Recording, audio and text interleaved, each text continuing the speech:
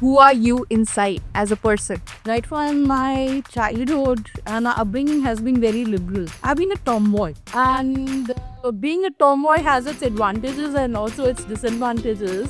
Right? So the only bottleneck typically is our mindset. Shweta Berry gets energy with young people. So has your ambition changed over the years? When people talk about, the generational gaps, I said that's why I say go back to school. Hi, I'm Arishi Rajpal from Brodot, and today I have a person who's a very enthusiastic, warm, multi-talented soul, Miss Shweta Berry, and she is someone who's taught technology, to created technology, to sold technology, and is walking the talk of entrepreneurship right now. So today we're not going to ask her what is in that titles that she holds, what personalities are there. So today we're going to strip that title and see the personality that she is. So beyond the title. So thank you, ma'am, first of all, for doing this. Very impromptu, very last minute. But thank you. Thank you, Arushi, and it's a pleasure to be here in conversation with you. When you said, walking the talk, and I just realized that yes, from teaching technology to creating technology to selling technology, and now with Mahaladya, my own, venture, which is a management consulting, I'm actually applying all that and giving back to the society with the, knowledge sharing in the capacity of professor of practice. But since we are not going to talk about titles today, so over to you. You can grill me the way you want. Okay, so first, very simple question. When we strip down your title, who are you inside as a person? I think I'm an old soul with my, last innings on planet Earth. I want to see more of universe in my next life. So I'm a learner and I love giving back in whatever form. So that's just me. So, what is one decision that you took that sort of changed how people perceive you?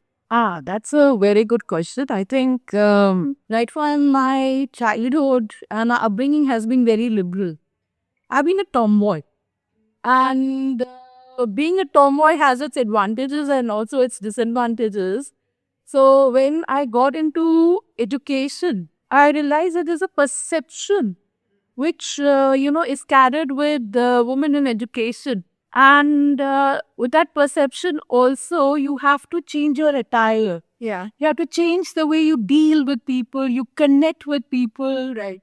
And then I realized that perhaps what I've chosen as a profession initially, teaching technology, was for me a learning time on how to deal with situations, fit, or I will not even say fit, adapt to the environment which you have chosen as a career.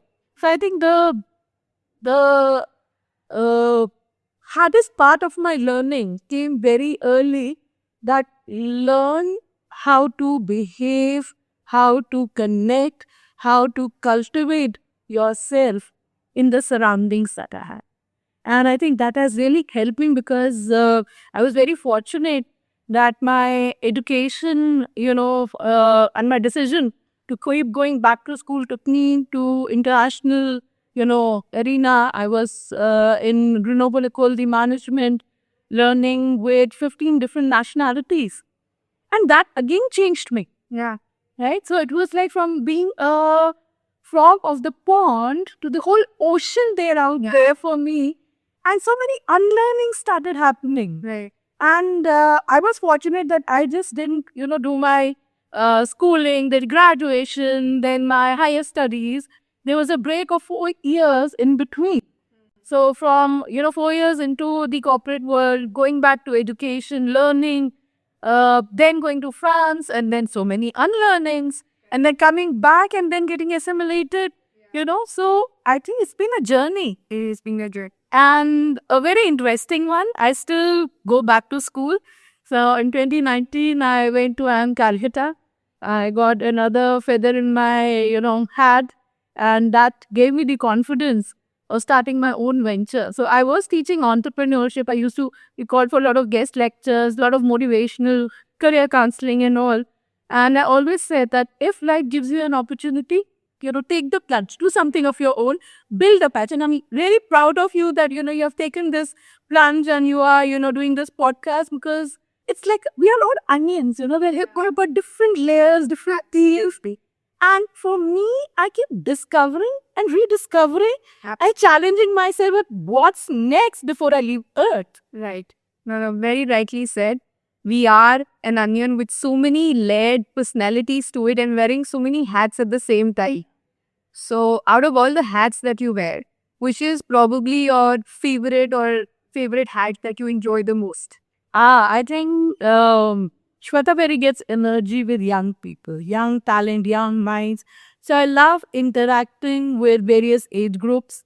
By young, I'm not referring to age. Yeah. Right? So I've been fortunate to teach in the same class a 5-year-old and a 75-year-old, because they had come to that center for, learning how to use internet. And that's been the spectrum. That's where, the energy comes from. I've taught judges, I've taught government officials, I take FDP programs. But one thing which I really, and yes, the clients, right?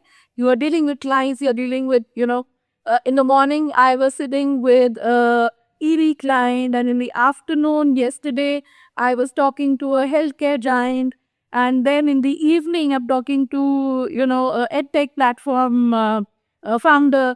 So that's the variety which I think gives me the fuel, gives me the energy. And when I sleep at night, I thank God that thank you for this blessing.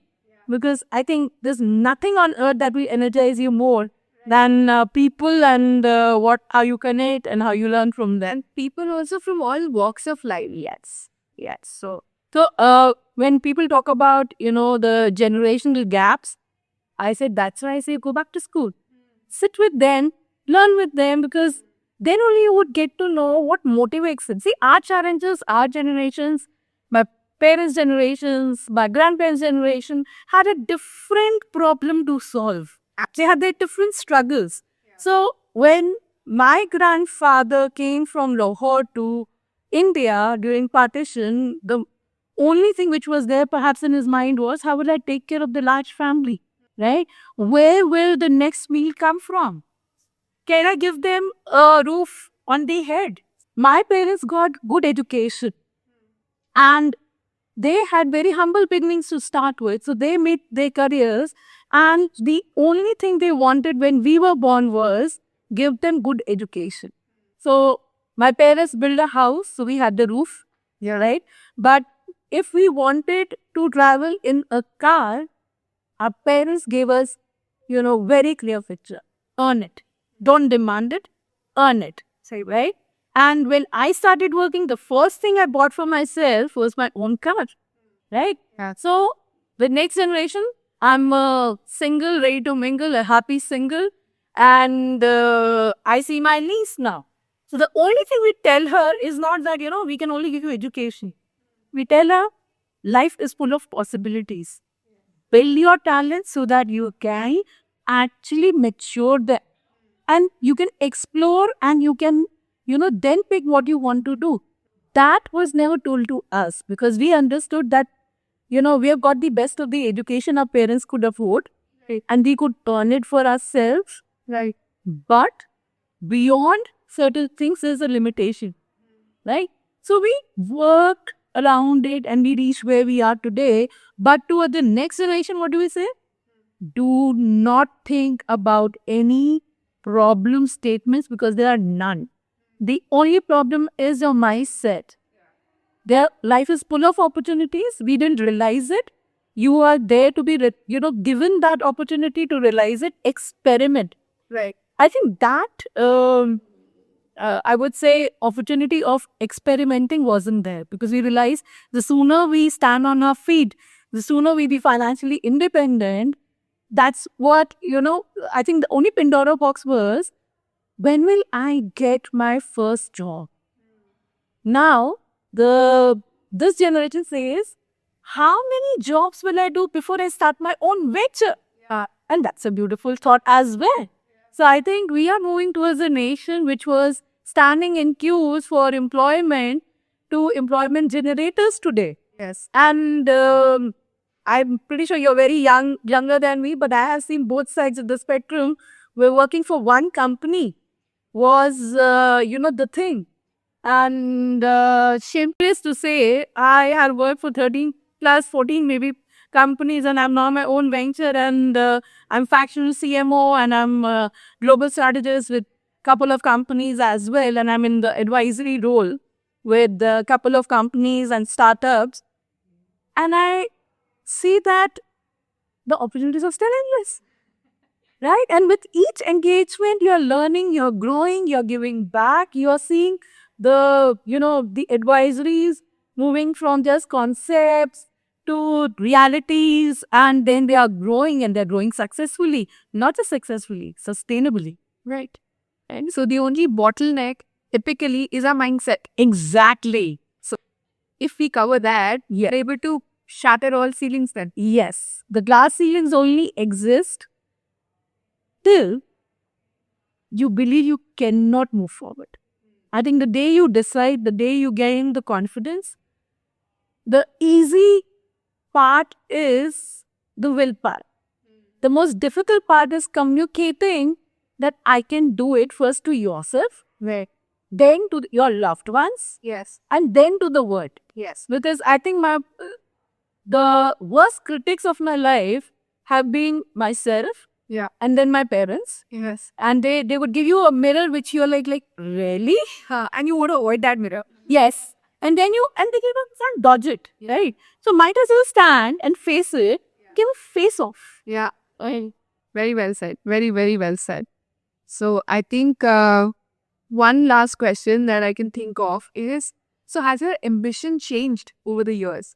Oh, yes. Because I'll give you a small incident. I used to teach judges at the Cesare in Patiala House.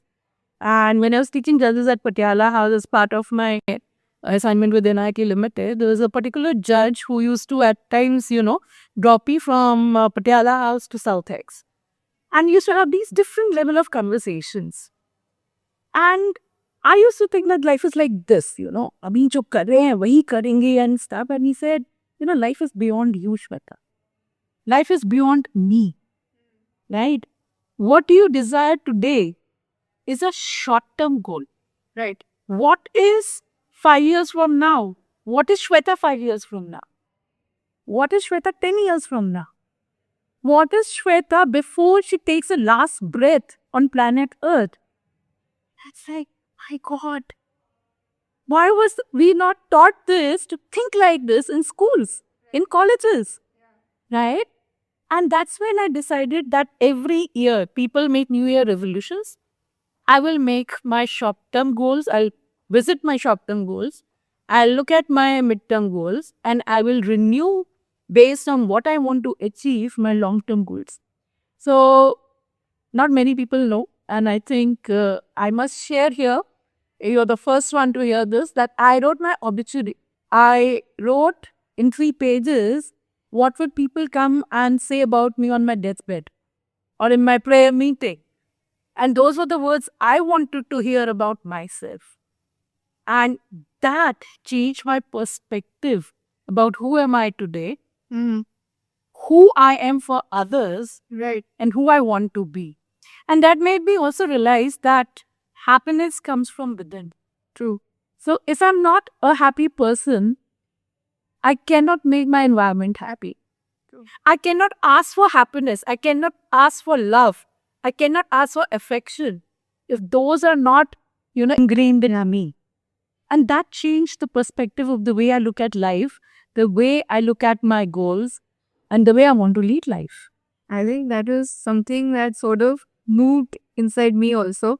And I would also try that maybe in some course of life, later course of life. I would also want to sort of like and put things into perspective as to how I want others or my immediate ones to see me.